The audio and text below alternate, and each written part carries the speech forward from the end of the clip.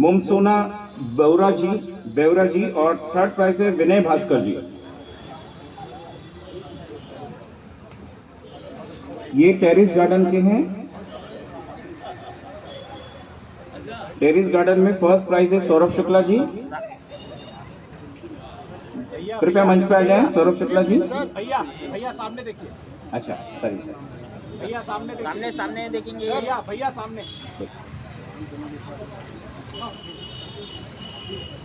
Second पे हैं शिल्पी नागपुरी जी।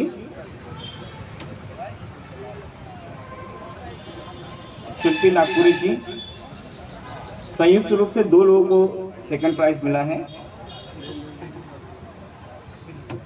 ये शिल्पी नागपुरी जी हैं। इनके बाद में मुमसोना बेवरा जी।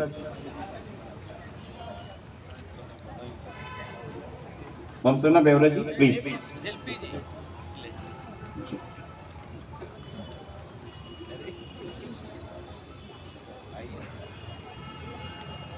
और जो तृतीय पुरस्कार है विनय भास्कर जी।